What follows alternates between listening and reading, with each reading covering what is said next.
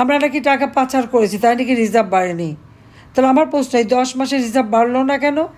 কোটা আমি বাতিল করে দিয়েছি 2018 সালে, অথচ সেই একটা কোর্টে কেস হয়েছে, আমরা সাথে সাথে সরকারের পক্ষ থেকে সেটা স্থগিত করার জন্য আবেদন করে রিট করে সেটা আবেদন করেছে উচ্চ আদালত। তারপরেও তাদের আন্দোলন, এবং সেই আন্দোলনে যখন সকল দাবি ছাত্রদের মেনে নেওয়া হলো, 2024 সালের 7ই জুলাই যখন এই ছাত্র আন্দোলন শুরু করে, তখন কিন্তু পুলিশ কিছু বলেনি। 7 জুলাই থেকে 14 জুলাই পর্যন্ত নির্বিঘ্নে তারা আন্দোলন করেছে, তাদের বরং সব রকম সুরক্ষা দেওয়া হয়েছিল। মেয়েরা সারা রাত থাকলে সেখানে আমরা পাহারা দেওয়ার ব্যবস্থা করেছিলাম যেন কোনো ক্ষতি না হয়। 15 জুলাই থেকে শুরু করলো পুলিশ হত্যা করা, একের পর এক থানা আগুন দেওয়া, পুলিশকে পুড়িয়ে মারা, পিটিয়ে মারা, পা বেঁধে ঝুলানো, আওয়ামী লীগের নেতাকর্মীকে মারা, তাদেরকে পা বেঁধে ঝুলানো, এবং তাদেরকে কিভাবে নির্যাতন করেছে। প্রায় 250-300 আওয়ামী লীগ নেতাকর্মী এই জুলাই মাসেই, জুলাই থেকে এই 5ই আগস্ট বা 8ই আগস্টের মধ্যে তাদেরকে হত্যা করেছে, এবং এরপরে এখন পর্যন্ত তো সে হত্যাযজ্ঞ চলছেই। 3000 পুলিশ, প্রায় 10,000 আওয়ামী লীগের নেতাকর্মী আহত, নিহত, তাদের পরিবার সহ।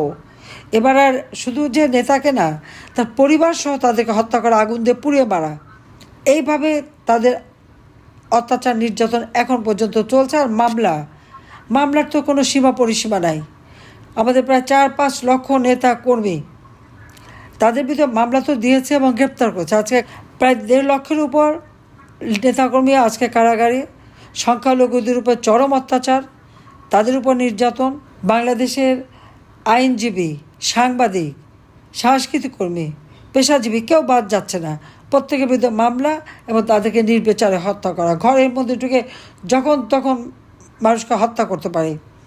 লুটপাট, হত্যা, সব কিছুই তাদের চলছে এখন। গত 2 দিন আগে আপনারা দেখেছেন যে একজন প্রধান নির্বাচন কমিশনার, নির্বাচন কমিশন তো এটা একটা আমাদের সাংবিধানিক পদ, সেখানে সেই নুরুল হুদা সাহেবকে কীভাবে বেজ্জতি করলো, তার বাড়িতে যে হামলা করলো। একজনের বাড়িতে বিনা অনুমতি ঢোকাটাই তো একটা অপরাধ। সেই অপরাধ তারা করলো, এবং তার জুতা মালা পরানো, জুতা দিয়ে মারা, তার মাথায় ডিম ভেঙে দেওয়া থেকে শুরু করে এমনভাবে হেনস্থা করেছে কি স্বৈরাচারকে ক্ষমতায় বসিয়েছে। উনি কেন স্বৈরাচারকে ক্ষমতায় বসাবে? আর স্বৈরাচারকে আমি, না ইউনূস, না খালেদা জিয়া, তারেক রহমানরা? এদেশে মানুষ হত্যা, বিরোধী দলের উপরে নির্যাতন কারা করেছে? এরা তো তারা করেছে, আমরা তো ক্ষমতা এসে করিনি।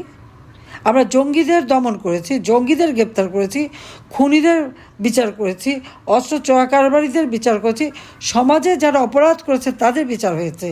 কিন্তু কোনো রাজনৈতিক নেতাকর্মীদের উপরে বা এভাবে সাধারণ মানুষকে কেউ তাদের বাড়িতে যে আক্রমণ করবে, লুট করবে, এটা কি করতে পেরেছে?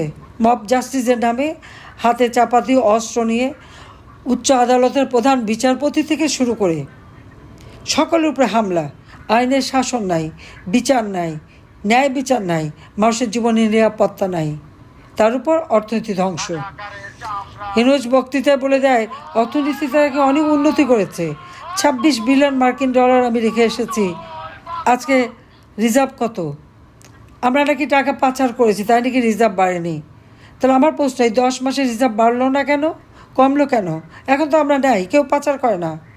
90,000 কোটি টাকা শেয়ার মার্কেট থেকে চুরি, একজনের বাড়ি ঘর লুটপাট, দখল, ধ্বংসযজ্ঞ করা, হত্যা করা, নির্যাতন করা, সংখ্যালঘু সম্প্রদায়ের উপরে নির্যাতন, হিন্দু, বৌদ্ধ, খ্রিস্টান, এমনকি মাজার শরীফ, সেখানে আক্রমণ, সেগুলো আগুন দিয়ে পোড়ানো। এটা কি বিপ্লব? তাদেরকে হিরো বানিয়েছে, তাদেরকে দায় মুক্তি দিয়ে দিয়েছে। যারা আপনজন হারিয়েছে তারা বিচার চাইতে পারবে না, এই অপরাধের বিরুদ্ধে মামলা করা যাবে না। এটা কোন ধরনের কথা? আজকে দেশে ন্যায় বিচার নাই, মানুষের দ্রব্যমূল্য ঊর্ধ্বগতি, মানুষের আয় নেই, উপার্জন নাই, অর্থনীতিকে একেবারে ধ্বংস, কোনো বিনিয়োগ নাই, রপ্তানি কমে গেছে, আমদানি কমে গেছে, একের পর এক ইন্ডাস্ট্রি বন্ধ, প্রায় 2 লক্ষ শ্রমিক বেকার। আজকে কৃষকের পেটে ভাত নেই, কৃষক প্রত্যেকটা সার, বীজ, সব কিছুর দাম বেড়ে গেছে। দেশের মানুষের জীবনে নাবিশ্বাস উঠে গেছে, কোনো মানুষের জীবনে নিরাপত্তা নাই, কোনো মানুষের জীবনে শান্তি নাই। প্রত্যেকটা মানুষের জীবনে শান্তি কেড়ে নিয়ে মুষ্টিমেয় লোক দুই হাতে লুটপাট করে যাচ্ছে। ক্ষমতা পেয়ে ইনুসেরই তো লাভ। ম্যান পাওয়ারের ব্যবসা, ডিজিটাল ওয়ালেটের ব্যবসা, ইউনিভার্সিটির ব্যবসা, নানা ধরনের ব্যবসা বাগিয়ে নিয়েছে, আর সব দখল। আর তার সাথে তার ওই সমন্বয়করা রাতারাতি আঙুল ফুলে কলা গাছ। আর ভোট চুরি, আওয়ামী লীগ কখনো পিছনের দরজা দিয়ে ক্ষমতা আসেনি, ভোট চুরি করেও ক্ষমতা আসেনি। আওয়ামী লীগ সবসময় জনগণের ভোটে নির্বাচিত হয়ে জনগণের ম্যান্ডেট নিয়ে সরকার এসেছে।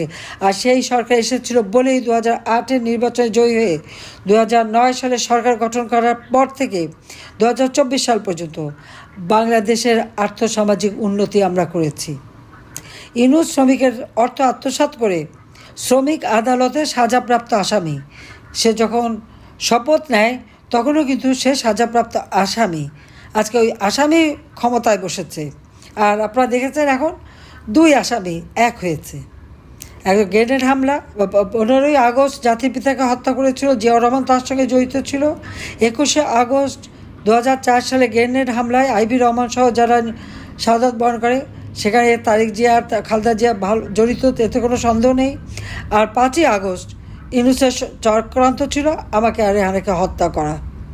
সে তো তার সমন্বয়কদের দিয়ে কাজ করিয়েছে, তার এজেন্ট দিয়ে কাজ করিয়েছে, এবং সেটা ইউনূস তো নিজেই বলেছে আমেরিকায়, বিল ক্লিন্টন ফাউন্ডেশনে যে বলেছে এই আন্দোলনের কোনো নেতা ছিল না, ছাত্র জনতা না, এটা হচ্ছে ইউনূসের মেটিকুলাসলি ডিজাইনড আন্দোলন এবং মাস্টার মাইন্ড দ্বারা।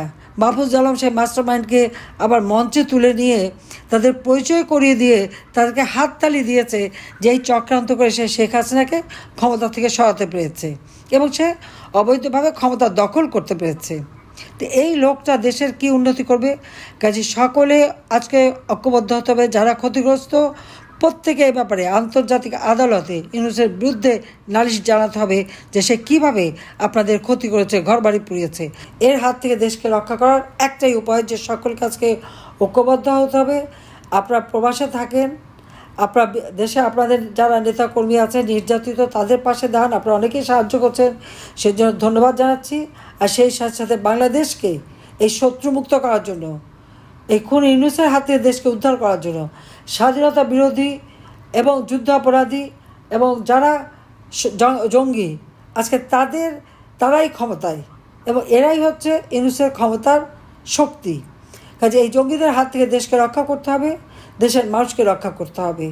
কাজে একে হটিয়ে দিয়ে বাংলাদেশে আবার গণতন্ত্র ফিরিয়ে আনা, বাংলাদেশের মানুষের শান্তি নিরাপত্তা নিশ্চিত করা, বাংলাদেশের অর্থনৈতিক উন্নতির অগ্রযাত্রা অব্যাহত রেখে উন্নয়নশীল দেশ হিসেবে যেন বাংলাদেশ এগিয়ে যায় এবং 2041 সালের মধ্যে বাংলাদেশ ক্ষুধা দারিদ্র্যমুক্ত উন্নত সমৃদ্ধ সোনার বাংলা হিসেবে স্মার্ট বাংলা আমরা গড়ে তুলব ইনশাল্লাহ।